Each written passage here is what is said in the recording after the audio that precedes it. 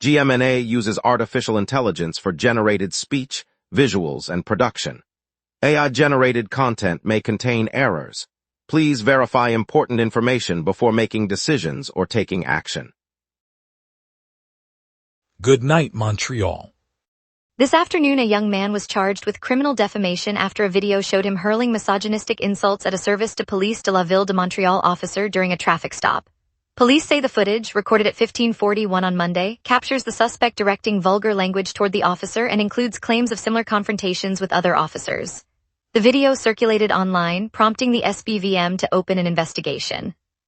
Under Quebec law, criminal defamation can be pursued when an individual publicly insults police personnel. The charge reflects the province's legal framework that treats such remarks as an offense.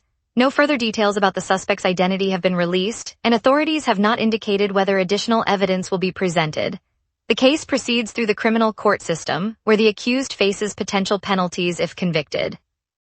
Gasoline prices across Quebec have surged to nearly $2 per liter in Montreal, a steep climb from about $1.5 per liter in February. Canadian fuel analysts attribute the spike to ongoing tensions in the Middle East and other volatile regions, which have squeezed global oil markets. The rise marks the latest in a series of hikes since early February, prompting growing unease among drivers and families feeling the pinch at the pump. Industry experts warn that if geopolitical instability persists, further increases could follow, keeping households on edge as they budget for daily commutes. Local consumer groups report long lines at service stations, while retailers scramble to manage inventory amid the price surge. Officials have not announced immediate relief measures, leaving residents to shoulder the higher cost for now. The Quebec Housing Tribunal has ordered that most members of a family currently living in a driveway can move into their Ahuntsic duplex on September 1st. The family, which has been camping in the driveway of the property while a resolution was pending, will be granted occupancy of the unit after the tribunal's recent ruling. Officials said the decision follows a prior judgment by the same tribunal, clearing the way for the household to settle permanently. The order applies to the majority of the family, though a small number of members remain excluded pending further review. The tribunal's directive is set to take effect at the start of the month, allowing the occupants to end their temporary shelter and begin normal tenancy in the Ahuntsic neighborhood. The tribunal, which adjudicates landlord-tenant disputes province-wide, said its mandate includes protecting families' right to adequate housing. The Canadians are set to add former assistant Derek Lalonde to their staff as an associate coach. Management confirmed the move will be announced today, marking Lalonde's first senior role with the franchise since his recent tenure in the AHL. Lalonde brings a reputation for strong defensive systems and player development, qualities the club hopes will complement head coach Martin St. Louis' vision. The decision comes as the Habs look to solidify their bench after a season that left the team just shy of the playoffs. Fans can expect the official press conference later this afternoon at the Bell Center, where the organization will outline how Lalonde's experience fits into the broader plan to push the club back toward contention. Stay tuned for the full details as the story unfolds in the coming weeks. Business leaders across the island sounded alarm on Wednesday as a surge of empty storefronts continues to scar the city's primary shopping corridors. Representatives from the Downtown Merchants Association told La Presse that vacancy rates on avenues such as St. Catherine, Sherbrooke, and Peel have climbed to unprecedented levels, leaving large sections of the streetscape barren. They warned that the lag in coordinated policy responses is deepening the problem, with owners struggling to attract new tenants and consumers losing confidence in traditional retail districts. City officials have acknowledged the issue but say comprehensive incentives and zoning reforms remain under review.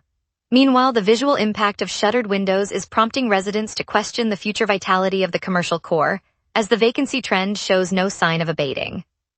Mayor Soria Martinez Ferrada's office said it is monitoring the situation and will convene a task force with the Chamber of Commerce this month. Later, we'll break down Quebec and Ottawa's fast-track environmental reviews and what that means for local jobs. Stay tuned. We will be right back.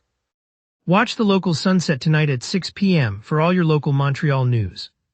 Welcome back, everyone. Thanks for staying with us. Up next, Rachel brings you the latest local stories you need to hear today. Earlier today, the Quebec government and the federal cabinet signed a pact to speed up environmental assessments for large-scale infrastructure and resource projects.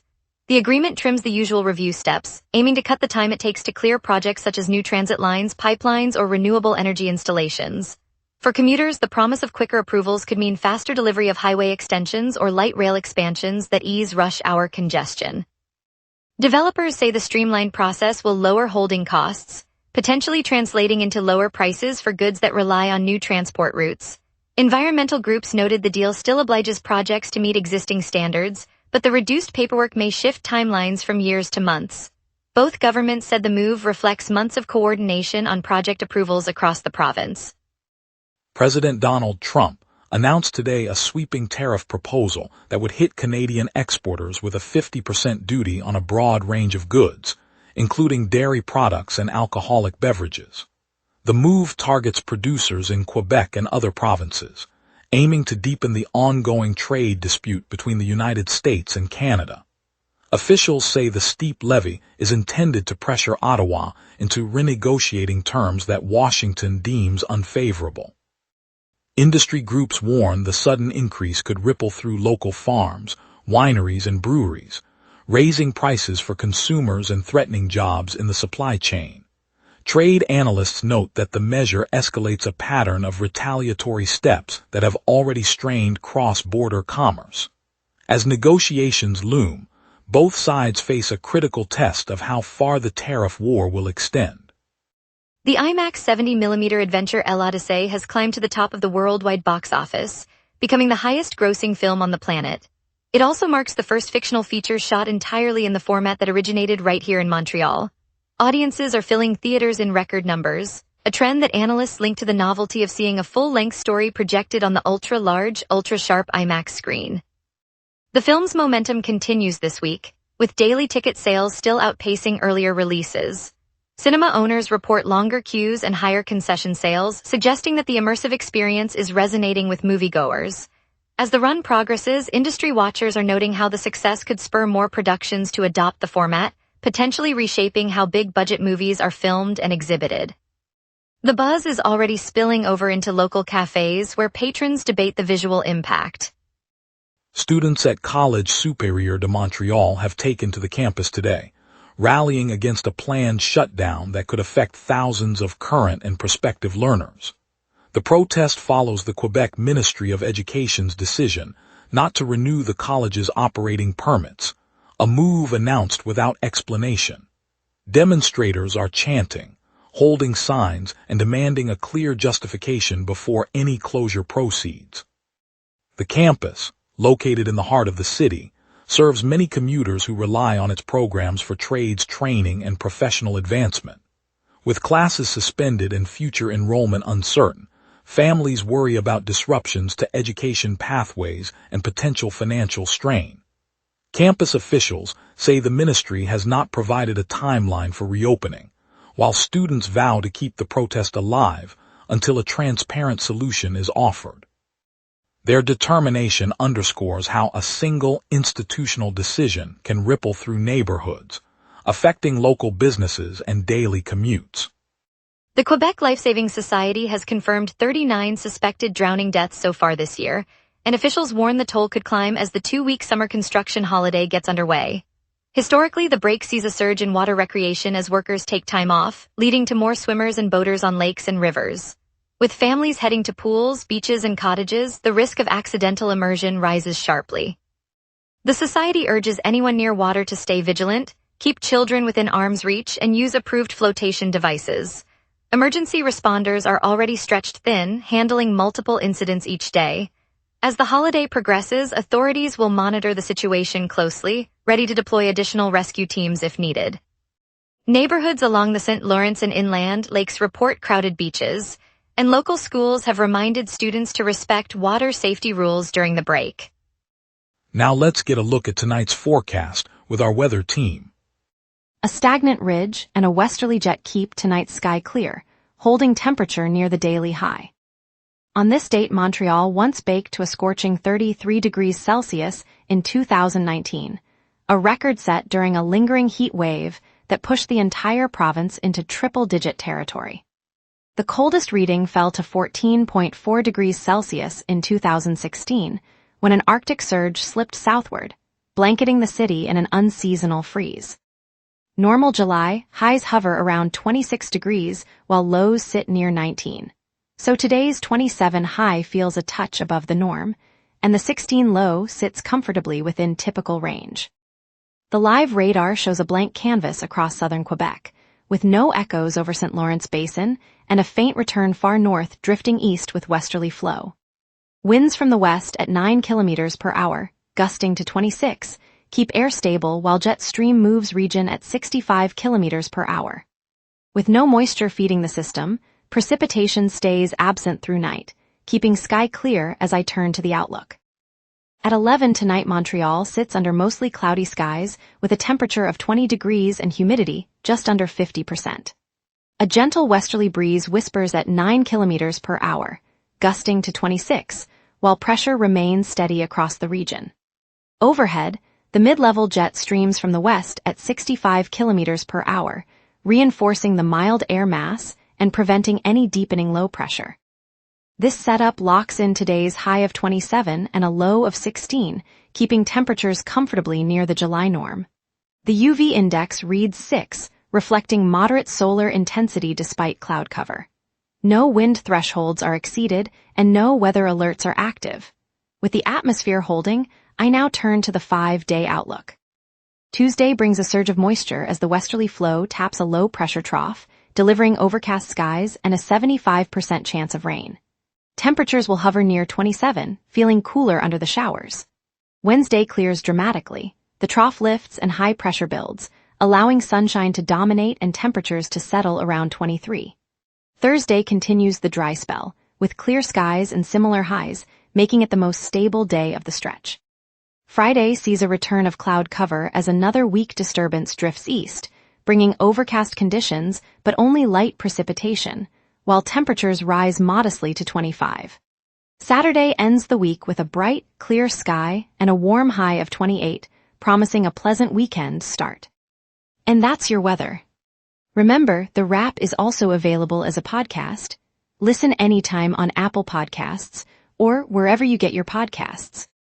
We'll check this morning's traffic, preview what's on today across the city, and catch the Canadian season start. Stay tuned. We will be right back. Watch the local sunset tonight at 6 p.m. for all your local Montreal news. And now here's Jason with sports. Hockey news tonight. The Canadiens have a busy offseason to talk about. Mark your calendars, Habs fans. The NHL has confirmed the 2026-27 regular season opens September 29th with an all-Canadian spotlight. Montreal travels to Toronto to face the Maple Leafs on opening night, while Edmonton hosts Vancouver later that same evening, according to CBC Sports. A roster change worth noting, the Canadiens have parted ways with longtime forward Brendan Gallagher, shipping him to Vancouver in exchange for future considerations. Gallagher spent years in Montreal before this move, reported by CBC Sports back on June 29th. A long chapter in Montreal Canadiens history has closed. The Habs dealt veteran forward Brendan Gallagher to the Vancouver Canucks in exchange for future considerations. CBC Sports reported the transaction, which sends one of the franchise's most recognizable names out of Montreal. On St. Laurent Boulevard, outside the historic Mason Symphonique, a small crowd gathered around a makeshift stage. Young violinist Amélie Desmarais, 24, lifted her bow as the first notes of a Debussy prelude floated over the cobblestones. Beside her, cellist Marc-André Levesque, 27, cradled his instrument like a trusted companion, his smile widening when the audience's applause swelled. Earlier that week, CBC Music released its annual 30 Under 30 roster, and to the delight of everyone present, 3 Quebec classical musicians, Amélie, Marc-André, and pianist Sophie Tremblay, 23, earned spots alongside indie rock prodigies and folk storytellers from coast to coast. The announcement sparked a ripple of pride that traveled from the cafe where baristas offered free espresso to the nearby community center, where a local choir rehearsed. Parents who first taught their children scales on kitchen tables saw their dedication reflected on a national platform. Seeing their names alongside Canada's brightest young talent affirmed that classical music thrives in our neighborhoods, not just in grand concert halls. Moments like these remind us how vibrant our city's cultural heartbeat truly is. The scene this evening is St. Laurent Boulevard, just east of the bustling plateau, where dozens of Montrealers have gathered under the early summer sky. Families, students, and a handful of expatriates from Spain are draped in vivid red and yellow, scarves flutter, shirts pulse, and even a street vendor has swapped his poutine sign for a banner that reads Viva España. The reason is clear. 2026's FIFA World Cup final, played on the 19th of July, ended with Spain crowned champions. A local salsa band has slipped into a brief flamenco interlude, the guitar's bright chords echoing off the brick facades, while a baker hands out warm churros dusted with cinnamon, the sweet aroma mingling with the crisp night air. In the middle of the crowd, a 7-year-old girl lifts a small Spanish flag, eyes shining, and a nearby neighbor, himself a lifelong Canadiens fan, wraps an arm around her, sharing a spontaneous, quiet cheer. It's a moment that turns a city's routine intersection into a communal living room, where strangers celebrate a victory they never witnessed in person. Tonight, Montreal feels a little brighter, united by the simple joy of a shared celebration. Thank you, Montreal, for joining us on The Wrap. Today's look at the Housing Tribunal decision, letting a family move into a duplex, reminded us how our city evolves. We'll be back tomorrow with more stories that matter to you. Until then, stay safe and keep the conversation going.